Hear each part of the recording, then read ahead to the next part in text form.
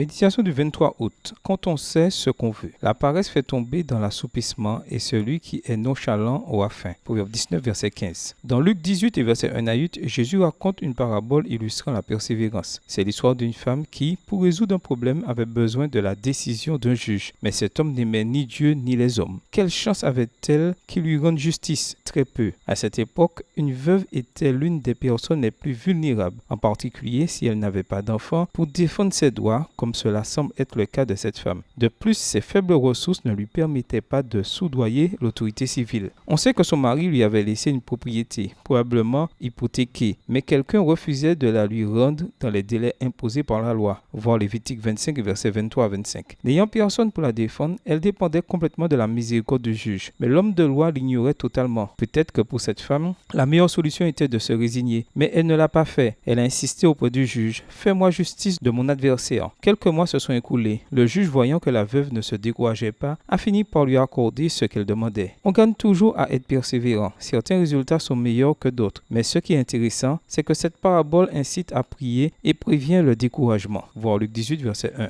La persévérance est l'une des grandes qualités des croyants dans les derniers jours de l'histoire de ce monde. Le Seigneur insiste beaucoup sur le fait que nous devons apprendre à ne pas renoncer à nos projets, en particulier à ceux qui ont un impact sur la formation du caractère. C'est pourquoi Ellen White dit: le travail accompli avec persévérance, bonté, compassion, amour et prière fera bien plus que les sermons. Extrait du livre Afin de le connaître, 20 novembre, page 330. Il est donc très important de définir qui nous sommes afin de savoir ce que nous possédons dans la vie et ce sur quoi nous pouvons compter, comme l'a fait la veuve. Que ce soit peu ou rien, cela n'a pas d'importance. Ce qu'il faut, c'est partir de quelque chose de réel. Si, comme la veuve, tu dois te débrouiller seul pour atteindre tes buts, tu pourras quand même réussir. Pour cela, il est fondamental de définir clairement tes objectifs. Aujourd'hui, demande au Seigneur de t'aider à découvrir ce sur quoi tu peux compter dans cette vie et jusqu'où tu souhaites arriver. Il peut donner un tournant extraordinaire à ta vie. Bonne journée à toi et que le Seigneur te bénisse.